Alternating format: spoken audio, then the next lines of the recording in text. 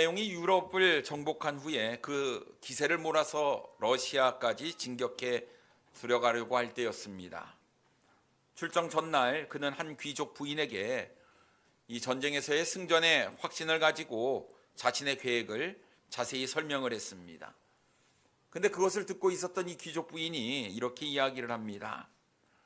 사람이 어떤 일을 계획할지라도 그것을 이루시는 분은 하나님이십니다. 그러자 나폴레옹은 껄껄 웃으면서 부인, 이 모든 전쟁의 계획은 제가 계획했고 제가 이룰 것입니다 라고 거만하게 말을 하게 되었습니다. 몇 달 후였습니다. 나폴레옹은 전쟁에서 대패를 하게 되고 1814년 퇴위당하게 되고 엘바 섬에 유배되고 말았습니다. 우리의 인생을 사는 데 있어서 우리의 뜻대로, 우리의 생각대로, 우리의 계획대로 이루어지는 것이 얼마나 있겠습니까? 참, 이 모든 것들을 이루시고 계시는 분 우리 하나님이신데 과연 우리는 얼마나 하나님을 의지하고 살고 있습니까? 킴 윅스라는 한국인 맹인 처녀가 있었습니다. 이 여인은 빌리 그레함 목사의 전도대에 일행이 되어서 찬양하고 간증하는 사역을 담당을 했습니다. 근데 그녀가 이렇게 간증을 합니다. 사람들이 앞을 보지 못하는 나를 인도할 때 저 100m 앞에 뭐가 있습니다. 저 200m 앞에 뭐가 있습니다. 이렇게 이야기를 하지 않는다고. 단지 지금 발 앞에 물이 있으니까 이것을 피해 가야 합니다. 바로 앞에 계단이 있습니다. 걸음을 좀 높이 들어야 됩니다. 이렇게 이야기를 한다는 거예요. 그래서 그렇게 한 걸음 한 걸음 떼어놓을 자리를 나에게 알려주면 자신은 그 말을 듣고 발걸음을 한 걸음 한 걸음 인도를 하면 목적지에 도달하게 된다. 이렇게 이야기를 하는 겁니다. 하나님께서 우리의 인생을 인도하는 방법도 마찬가지였다고 고백을 하는 것이죠. 자신이 시각장애인이 되었을 때에 어떻게 살 것인지 굉장히 난감했지만 하나님께서 다음 걸음, 그 다음 걸음을 떼어놓을 자리를 알려주셨을 때 그 말에 순종을 하게 되었고, 그래서 내 삶 전부가 하나님의 인도하심을 받게 되다 보니 결국 내 인생은 하나님으로부터 놀랍게 쓰임받는 인생이 되었다라는 간증이었습니다. 사랑하는 선생님 여러분, 하나님께서 우리를 인도하시는 방법도 이와 같습니다. 우리가 10년 후에 내 인생이 어떻게 달라질지 여러분 아십니까? 20년 후 어떻게 내 삶이 변할지 아십니까? 우리가 그런 장기적인 계획을 아무리 짤지라도 오늘 하루가 중요합니다. 오늘 하루 내가 발걸음을 어떻게 우리가 움직일까? 여러분, 하나님께서 인도하시는 대로, 하나님께서 이끄시는 대로 우리의 삶의 발걸음을 내딛는 것이 결국은 10년 후, 20년 후 우리의 인생 모든 전체가 하나님의 계획 가운데, 하나님의 인도하심 가운데 이루어지는 인생이 되리라고 믿습니다. 그래서 오늘 우리는 본문 말씀을 가지고 성령이 인도하시는 대로 행하라 라는 제목으로 함께 은혜를 나누기를 원합니다. 첫째로 내 생각을 내려놓고 성령의 인도하심을 따라야 합니다. 사도 바울은 드로아에서 아소까지 약 70km가 되는 거리였는데요, 혼자 그 길을 가게 되었습니다. 이 길을 가면서 주님과 깊은 교제를 나누게 되었지요. 하나님의 뜻을 발견하게 되었습니다. 그래서 자신의 목적은 수리아 안디옥으로 가는 것이었는데 하나님께서 너는 예루살렘으로 가라는 이 하나님의 뜻을 알려주셨습니다. 그래서 계획을 바꿔서 예루살렘으로 가기로 하게 되지요. 아수에서 다시 일행과 합류했던 이 사도 바울은 이제 배를 타고 미둘렌의 기오 사모를 거쳐서 밀레도에 가게 됩니다. 이 밀레도에 도착하기 전에 이 사모에서 에베소는 굉장히 가까운 거리였습니다. 이 에베소가 어떤 곳이었느냐? 사도 바울이 3년 동안 머물면서 말씀을 가르치고 양육했던, 그래서 세웠던 교회가 이 에베소 교회였습니다. 그러니 이 사랑하는 에베소 교회 성도들을 만나고 싶은 마음이 그에게 있는 거예요. 하지만 시간적 여유가 없습니다. 하나님의 뜻을 이루기 위해서는 이 에베소에 머물지 않고 바로 예루살렘으로 내려가야만 했어요. 그래서 남쪽에 있는 밀레도로 가게 됩니다. 16절 말씀에 보면 바울이 아시아에서 지체하지 않기 위하여 에베소를 지나 배 타고 가기로 작정하였으니 이는 될 수 있는 대로 오순절 안에 예루살렘에 이르려고 급히 가미러라 라고 말씀하고 있습니다. 오순절 안에 예루살렘에 도착하기 위해서는 그가 지체할 시간적 여유가 없었던 거예요. 지금 서둘러야 했습니다. 그래서 자신에게 주어진 시간을 정말 최대한 아껴서 하나님의 사역을 하기 위해 정말 보고 싶고 만나고 싶은 그 에베소 교회를 들리지 아니하고 이 예루살렘을 향해 밀레도로 내려가게 된 것이었습니다. 사랑하는 성도 여러분, 우리가 이런 사도 바울의 모습을 통해서 야, 사도 바울은 진짜 사명자구나 라는 것들을 우리가 재확인할 수가 있습니다. 사명자는요, 자신에게 주어진 시간을 허투루 낭비하지 않습니다. 게으르지 않아요. 분명한 목적이 있기 때문에 그렇습니다. 나를 향하신 하나님의 원대하신 계획이 무엇인지를 알기에 그 하나님의 뜻을 이루기 위해 자신의 시간을 낭비하지 아니하고 그 주님의 뜻을 이루기 위해 앞으로 다름질한다라는 것이에요. 우리도 사도 바울처럼 이런 열심이 있어야 합니다. 하나님의 뜻을 이루기 위해서 우리는 나에게 주어진 시간을 아껴야 하는 거예요. 내가 하고 싶은 것을 다 하면서 주님의 놀라운 뜻을 이룰 수는 없다라는 것입니다. 그래서 때로는 내 생각도 내려놓고 내 삶도 내려놓아야 하는 것이죠. 그것이 주님으로부터 사명을 받은 진정한 그리스도인의 모습이요 제자의 모습이다라는 것입니다. 근데 여러분 보고 싶잖아요. 인간의 감정이 그렇습니다. 밀레도에 도착한 사도 바울이요, 너무나 에베소 교회 이 성도들을 보고 싶은 거예요. 자신이 에베소에 머물 수는 없지만 에베소에 있는 사람들이 자신에게는 올 수가 있겠다. 그래서 사람을 보내어서 에베소 교회 장로들을 청하게 됩니다. 17절 말씀해 보면 바울이 밀레도에서 사람을 에베소로 보내어 교회 장로들을 청하니라고 말씀하고 있어요. 여러분, 여기서 장로는 목회자를 의미하고 있지 않습니까? 에베소 교회에 사역하고 있는 이 사역자를 청했다라는 것입니다. 근데 밀레도에서 이 에베소까지의 이 거리가 직선거리로만 50km였다고 해요. 지금 차가 있거나 그런 것이 아니었기 때문에 도보로 와야만 하는 그런 거리였습니다. 가까운 거리가 아니었다라는 것이죠. 하지만 사도 바울이 만나고 싶다는 이야기를 들었던 이 에베소 교회 장로들은요, 단숨에 달려왔어요. 함께 있던 지난날의 그 시간, 정말 주님 앞에서 우리가 열심히 사역을 해서 에베소 교회를 든든하게 세웠던 그 시간, 그것을 회상하면서 정말 보고 싶었던 사도 바울을 만나기 위해서 오게 되지요. 이들의 관계가 얼마나 아름답고 서로를 사랑하고 있는지 우리는 알 수가 있습니다. 그래서 그들이 만났을 때 지난날의 이야기들을 다 회상하면서 이야기를 합니다. 18절 말씀해 보면 오매 그들이 말하되 아시아에 들어온 첫날부터 지금까지 내가 항상 여러분 가운데서 어떻게 행하였는지를 여러분도 아는 바니라고 말씀하고 있어요.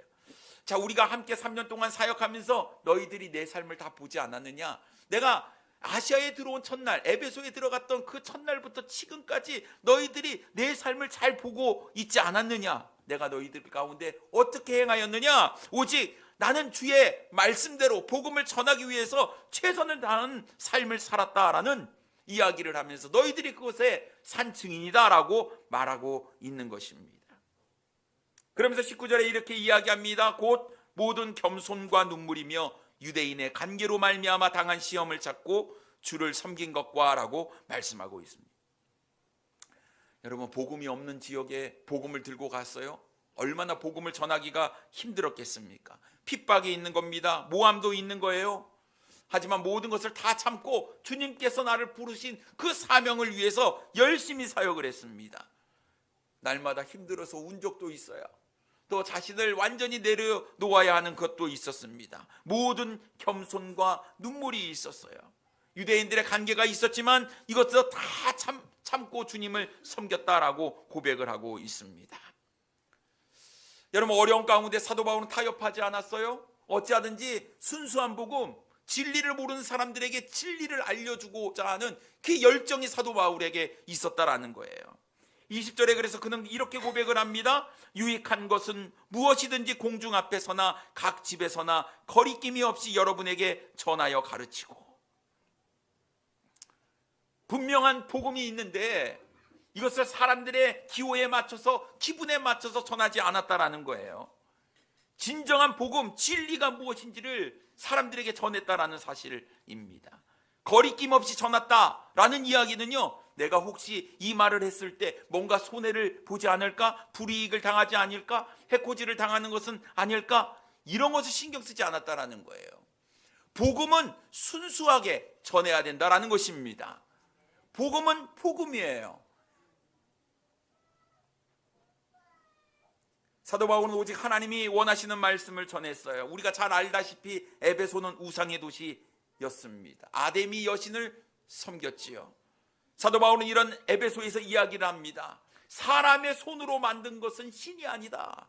진정한 신, 진정한 하나님, 전능하신 하나님, 그분을 내가 소개시켜 주겠다.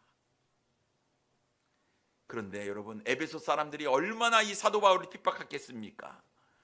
실제로 사도 바울은 이 일로 인해서 데메드리우라는 사람의 선동으로 폭동이 일어나서 심한 어려움을 당하기도 했습니다. 그러나 사도 바울은 자신의 신변에 위협이 있음에도 불구하고 담대히 복음을 전했어요. 왜냐하면 그것이 사명자의 모습이었기 때문에 그렇습니다. 그래서 21절에 보면 유대인과 헬라인들에게 하나님께 대한 회개와 우리 주 예수 그리스도께 대한 믿음을 증언한 것이라고 말씀하고 있습니다.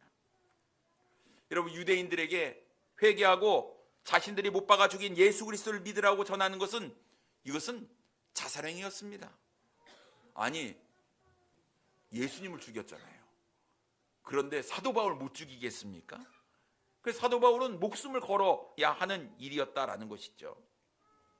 사도 바울이 가는 곳곳마다 위험이 도사리고 있었어요. 핍박과 환난, 고난이 있었다라는 것입니다. 심지어 자신의 목숨까지도 잃어버릴 수 있는 그런 위험천만한 상황이었는데 사도 바울은 복음을 증거했다라는 것입니다. 그 반면에 또 헬라인들은 어떤 사람입니까? 정말 많은 신들을 믿고 섬기는, 우리가 잘 아는 그리스 신화 이야기를 잘 알고 있습니다. 헬라 철학과 찬란한 문화에 꽃을 피운 사람들이기도 했지만 이상하게도 헛된 신들을 많이 만들었지요.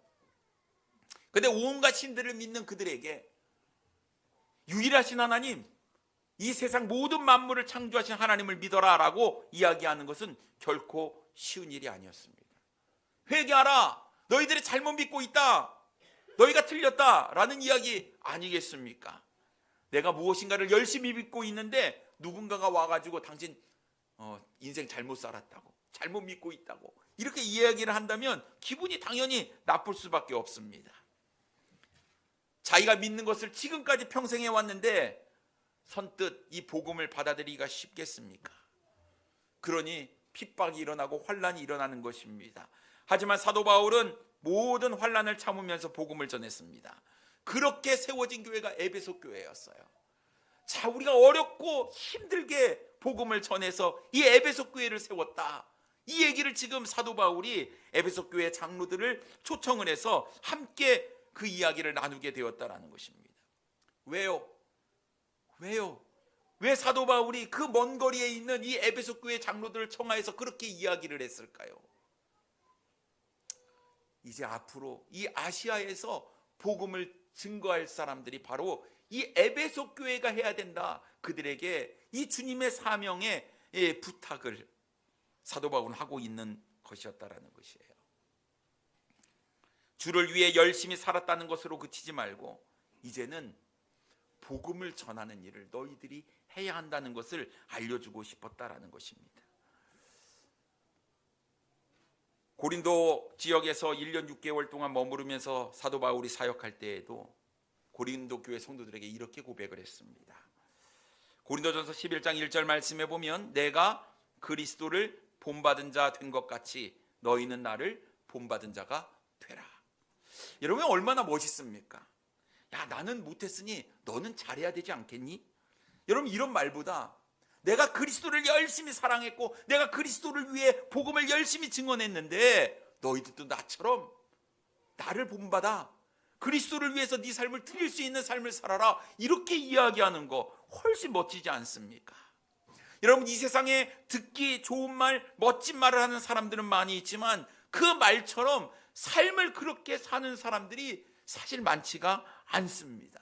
멋진 말로 자신의 믿음을 꾸미려고는 하지만 자신의 삶을 속이거나 숨길 수가 없어요. 다 말과 행동이나 표정과 삶의 모습 가운데에 자신의 믿음이 어떤지 다 드러나기 때문에 그렇습니다. 근데 사도 바울은요, 당당하게 이야기할 수 있었어요. 내가 그리스도를 본받은 것처럼 너희도 나를 본받는 자가 되라. 너희들 나와 함께 3년 동안 있으면서 내가 어떻게 주님을 위해서 살아갔는지 너희들이 산 증인 아니냐. 사명자는 그렇게 살아야 한다. 그렇게 이야기를 하고 있는 것입니다. 사랑하는 선생님 여러분, 과연 우리는 무엇을 따라 살고 있습니까? 과연 하나님의 인도하심, 성령의 인도하심을 받고 여러분 무엇인가를 판단하고 결정하고 하나님의 인도하심을 따라가고 있습니까? 주님께서 핏값을 주고 나를 사셨다고 한다면 내 인생은 더 이상 내 것이 아니지 않습니까? 내 인생은 누구 것입니까? 주님 것이에요. 하나님 것입니다. 당연히 하나님께서 내 인생을 책임져 주시리라는 여러분 분명한 확신이 있다고 한다면 여러분, 하나님께서 내 삶을 인도하시는 대로, 성령께서 내 삶을 인도하시는 대로 여러분 우리의 삶을 주님께 내어 놓아야 하지 않을까요? 그리고 내 인생 가운데에 정말 주님이 나를 핏값을 주고 구원하셨으니 내 인생 주님께 드렸다, 나는 주님의 뜻대로 살련다 라는 믿음의 고백이 우리에게 있어야 하지 않을까요? 우리가 거듭난 그리스도인이라고 한다면 성령께서 인도하시는 대로 그 말씀에 순종하시는 우리 사랑하는 성도님들이 되기를 원합니다. 10년 후, 20년 후의 일이 중요한 게 아니라 오늘 나에게 주어진 하나님의 음성을 잘 들어보시고 오늘 한 걸음 떼시고 내일 또 나에게 들려주시는 하나님의 음성을 우리가 쫓아가게 된다면 10년 후에는 우리가 하나님의 사람의 놀라운 모습으로 변화되어 있으리라고 믿습니다. 내 생각을 내려놓고 제발 하나님의 말씀, 성령이 인도하시는 대로 살아가시는 우리 사랑하는 성도님들이 되기를 원합니다. 두 번째로 우리는 어떠한 고난도 감수하고 성령의 인도하심을 따라야 합니다. 이 말이 무슨 얘기입니까? 성령의 인도하심을 따라가는 데 있어서 고난이 있다는 얘기예요. 고난이 있어요.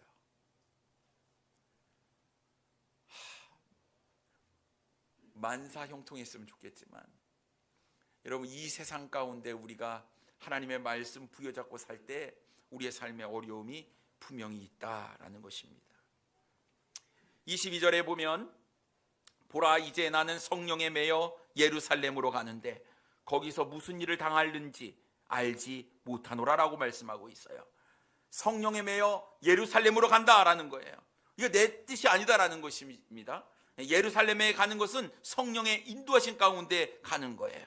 그런데 거기서 무슨 일을 당하는지 나는 알지 못한다라는 거예요. 이것은 무슨 일이 있다는 얘기입니다. 무슨 일을 당할지 전혀 모른다는 뜻이 아니었어요. 23절 말씀에 보면 오직 성령이 각 성에서 내게 증언하여 결박과 환난이 나를 기다린다 하시나.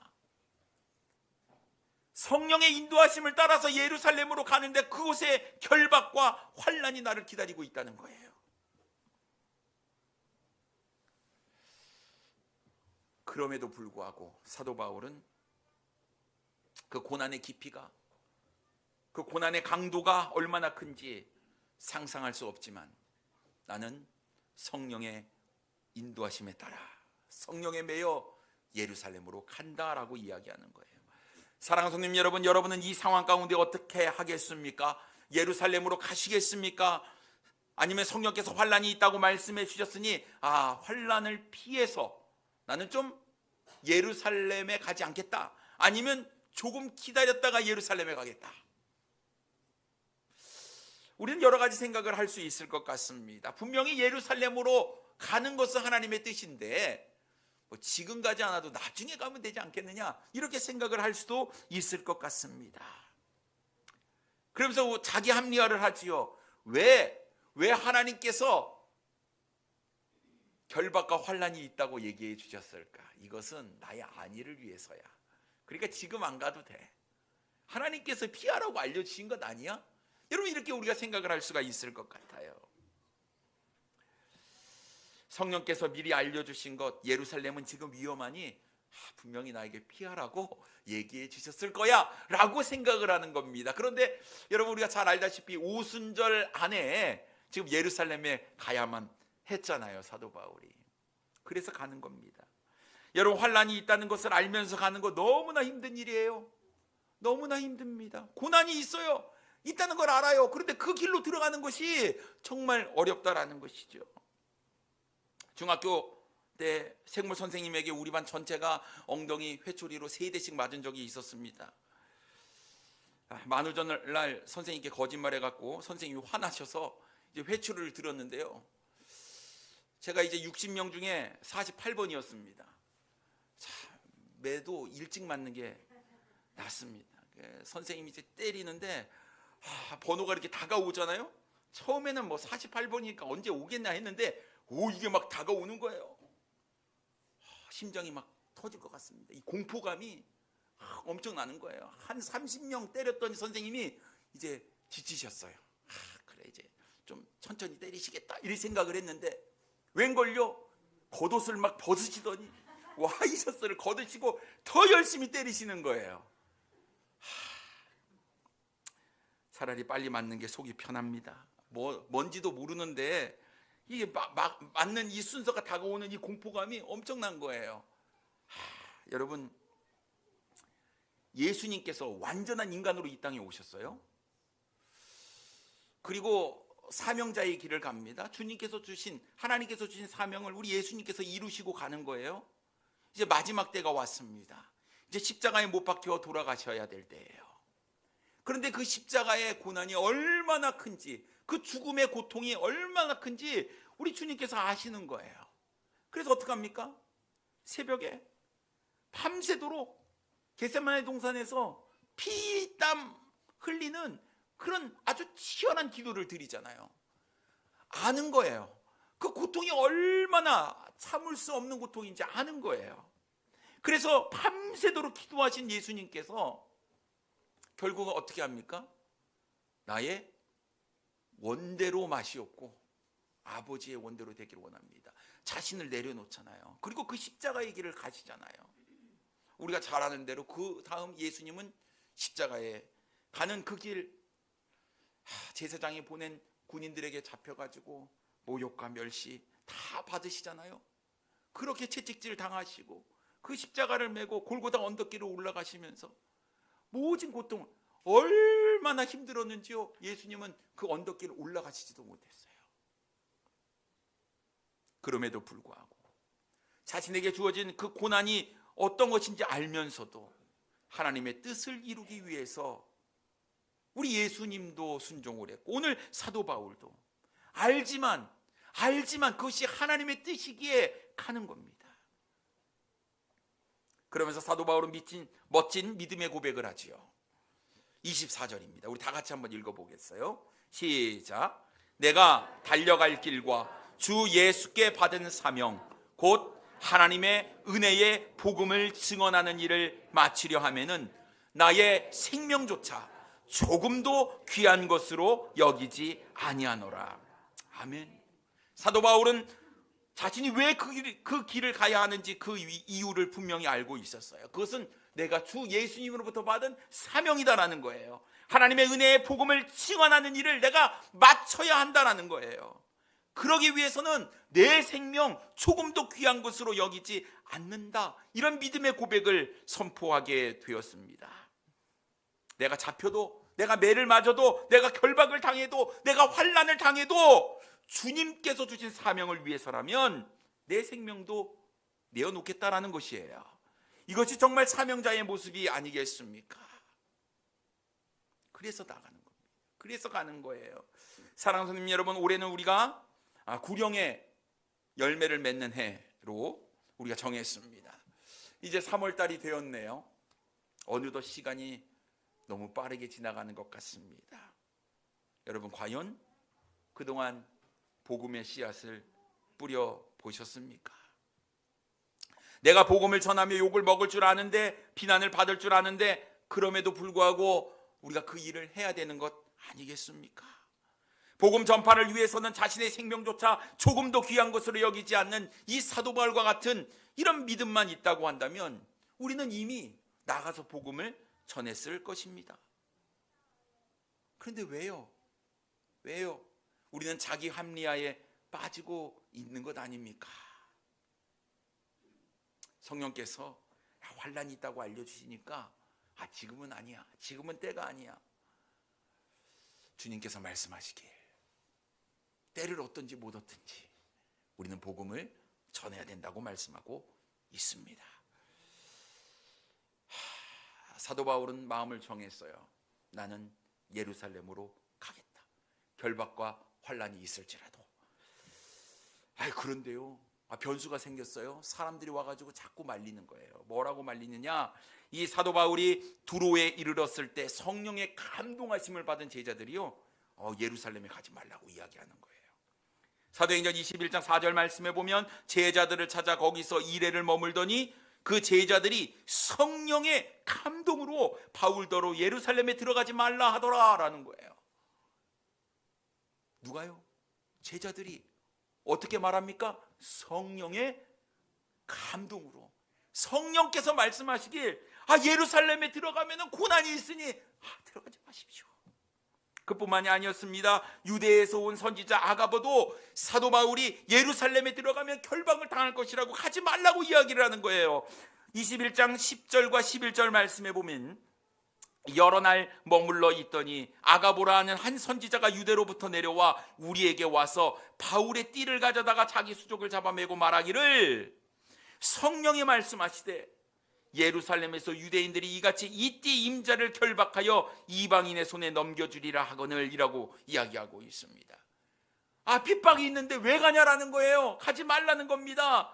그러면서 성령의 인도하심을 받은 사람들이 사도 바울이 예루살렘에 가는 것을 극구 말렸다라는 것이에요.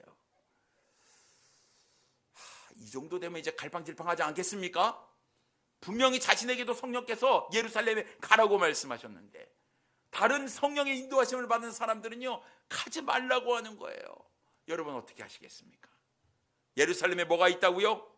결박이 있고 환란이 있습니다. 가시겠습니까? 가지 않으시겠습니까?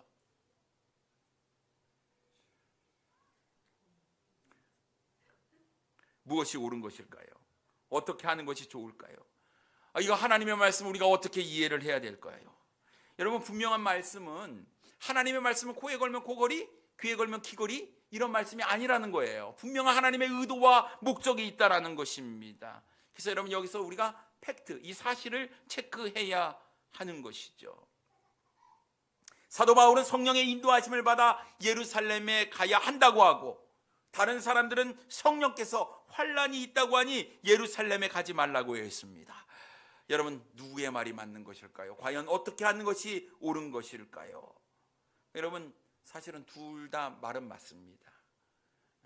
성령께서 말씀하시길 예루살렘에 가면은 결박과 환란이 있다는 것은 맞아요.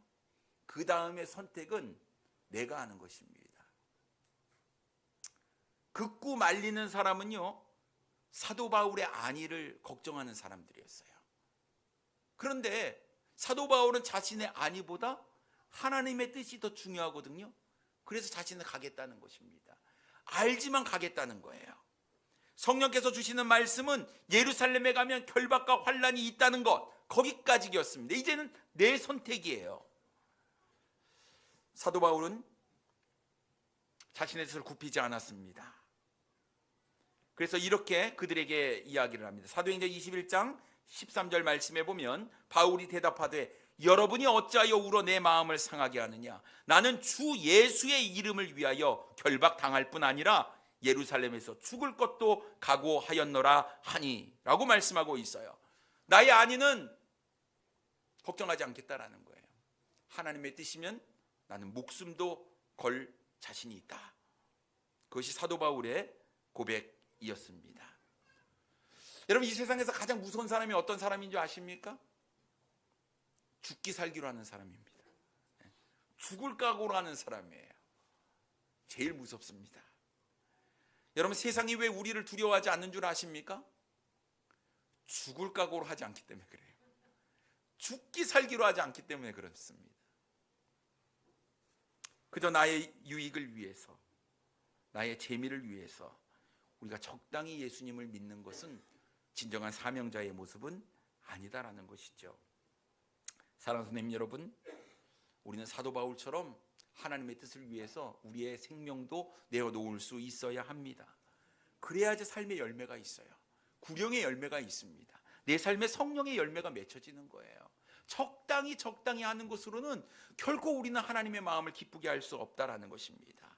전능하신 하나님께서 우리를 구원해 주시고 우리를 불러주셨는데 내 생명조차 아까워하지 아니하시고 나를 구원하시기 위해서 자신의 목숨까지 내어주신 그 주님을 위해서, 여러분, 우리는 결박 때문에 환난이 두려워서 우리가 그저 말씀대로 살지 못하고 말씀도 전하지 못하는 인생이 되어버린다고 한다면, 여러분, 우리는 정말 주님께서 우리에게 주신 그 사명을 이루는 사명자의 삶을 살지 못하는 것 아니겠습니까?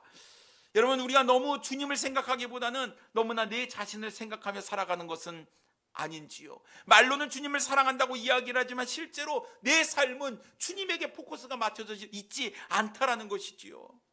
우리는 얼마나 말로는 주님을 위해서 살겠다고, 주님밖에 없다고 다짐하고 또 다짐하고 있지만, 우리가 사는 현실 앞에서 너무나 무너져버리는 형편없는 믿음을 우리가 가지고 살아가고 있는 것은 아닌지 모르겠습니다.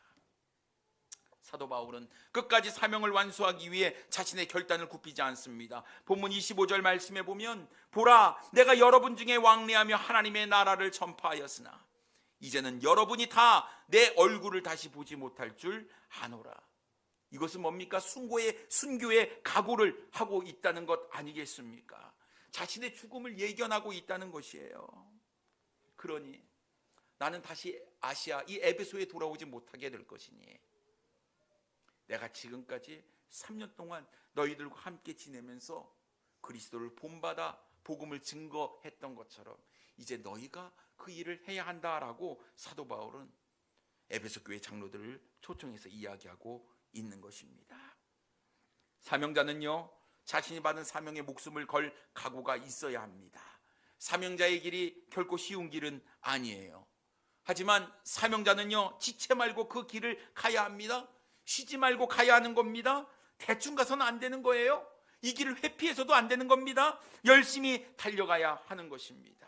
그래야 가는 것이 바로 사명자의 길입니다.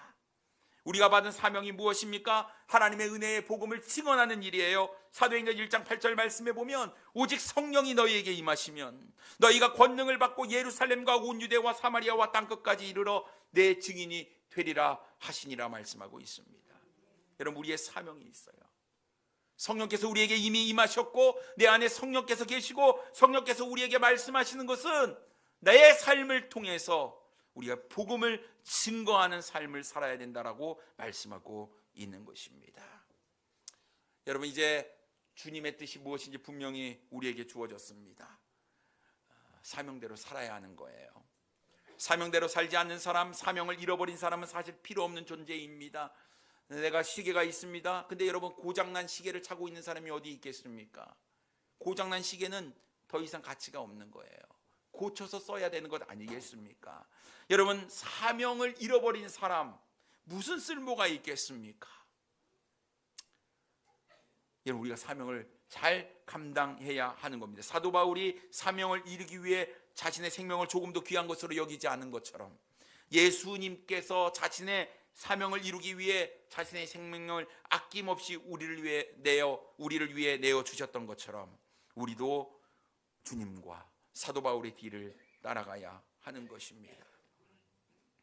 우리가 잘 아는 찬송, 뒤돌아서지 않겠네, 주님 뜻대로 살기로 했네. 여러분, 인도의 이 힌두교를 믿는 어느 마을에 한 가족이 예수님을 믿게 되잖아요. 예수님을 믿었어요. 그런데 이것이 사람들이 알게 되었습니다. 사람들이 동요하기 시작했어요. 그냥 놔두면 안 된다. 그래서 어떡합니까? 마을 광장에 이 가족들을 불러 모아놓고, 무엇을 믿느냐? 예수 믿지? 예수를 부인하면 살려주겠다. 이렇게 이야기를 하는 겁니다. 이 남자가 고민이 됐어요. 뭐라고 이야기할지 몰랐습니다. 그런데 자신이 예수님을 처음 믿었을 때 불렀던 찬송의 가사가 떠오르는 거예요. 내가 예수님을 믿었을 때, 그 주님께서 나를 구원하여 주셔서 자신의 생명까지 내어주셨던 이 놀라운 사랑을 받았는데, 나도 주님을 위해서 내 생명도 드리겠다고 이야기를 했는데, 지금 이 순간 내가 어떤 선택을 해야 될까? 그는 조용히 찬양을 부르기 시작했잖아요. 주님 뜻대로 살기로 했네. 뒤돌아서지 않겠네. 그 찬양을 불렀을 때 그 자녀를 죽입니다. 너 계속 예수 믿을 거냐? 다시 찬양하잖아요. 이 세상 사람 날 몰라줘도 뒤돌아서지 않겠네. 그가 사랑하는 아내를 죽이잖아요. 자기 혼자 남았습니다. 마지막 기회예요. 그냥 예수 한 번만 부인하면 살려줄게. 또 찬양합니다. 세상 등지고 십자가 보내. 뒤돌아서지 않겠네. 이 남자는 추장의 위협 앞에서도 주님을 부인할 수 없었어요. 왜냐하면 생명의 은인이었기 때문에 그렇습니다. 나에게 영원한 생명을 주신 분을 이런 고난 앞에서 주님을 부인하고 싶지 않았던 것이었죠. 결국 이 남자도 죽임을 당하게 됩니다. 그런데 놀라운 것은 이 마을에 추장이 그 모습을 보고 도대체 예수가 어떤 분이냐, 왜 자신의 사랑하는 자녀들, 아내, 자신의 생명까지 내어줄 수 있었을까? 그래서 예수님을 알게 되고 믿게 되고, 이 추장이 믿음으로 말미암아 마을 전체가 예수님을 믿게 되잖아요. 여러분, 자신은 생명을 잃었지만 그 마을의 전체가 예수님을 믿게 되는 복음의 씨앗이 뿌려져서 열매를 이루는 놀라운 기적의 역사가 일어나게 되었습니다. 사랑하는 성님 여러분, 이미 나는 주님의 은혜를 받은 사람입니다. 구원의 은혜를 받은 사람이잖아요. 우리는 이 땅에서의 삶이 전부가 아닌 것을 잘 압니다. 우리는 가야 될 본향이 있고, 그 본향에서 우리는 영원히 주님과 함께 살 거예요. 그런데 우리는 너무 이 세상의 삶에 관심이 많이 있습니다. 그래서 정말 주님께서 우리에게 주신 사명을 우리는 때로는 자기 합리화를 시키면서 이것을 뒷전으로 밀어버리는 경우가 있어요. 어쩌면 주님의 사명을 알면서도 내가 깨닫지만 순종하지 않는 그런 때도 있습니다. 그런데 정말 이 삶이 주님의 뜻대로 주님을 기쁘시게 하는 삶일까요? 많은 그리스도인들이 있지만 하나님께서 인도하신 대로 따르지 않는 수많은 사람들이 있습니다. 말씀과 현실 앞에서 칼팡질팡하는 거예요. 여러분, 우리 믿음이 정말 살아있는 믿음입니까? 그렇다고 한다면 이 말씀과 현실의 갭 사이에서 우리는 무엇인가를 선택해야 하는데, 이때 우리의 믿음이 살아있는 믿음이라고 한다면 우리는 당연히 주님 편에 서야 되리라고 믿습니다. 성령이 인도하시는 대로, 고난과 핍박이 있을지라도 성령께서 인도하시는 대로 내가 따라가겠습니다. 여러분, 그 뒤에 우리의 삶이 어떻게 될 것인 건 그건 하나님 소관이에요. 맡기시고 오늘 나에게 주어진 그 하나님의 말씀 부여잡고 오늘 하루를 살아가는 거예요. 하루하루 믿음으로 살아가게 되면 내 인생이 주님의 손에 붙들림 바 되어서 놀랍게 쓰임받는 인생으로 변화가 되리라고 믿습니다. 여러분, 오직 성령이 인도하시는 대로 살아가시는 우리 사랑하는 성도님들 되기를 원해요. 여러분의 삶이 놀랍고 또 주님의 손에 들림 바 되어 가치 있는 인생이 되기 위해서는 전적으로 주님의 말씀에 우리의 삶을 맡겨야 하는 줄 믿습니다. 더 이상 칼팡질팡 하지 마세요. 누구보다 우리 하나님께서 우리를 사랑하시고 우리의 인생을 주님께서 책임져 주시기를 원하시고 우리를 통해서 위대한 하나님의 역사를 이루시기를 원하시기에, 여러분, 내가 내 삶을 주님 맡겨드리면 가장 좋은 방법으로 우리 하나님께서 내 삶을 이끌어 주실 줄 믿습니다. 여러분, 성령의 인도하시는 대로 여러분의 삶을 맡기시고 드리시고 하나님께서 인도하신 대로 따라가시는 우리 사랑하는 성도님들 되기를 원합니다. 기도하겠습니다.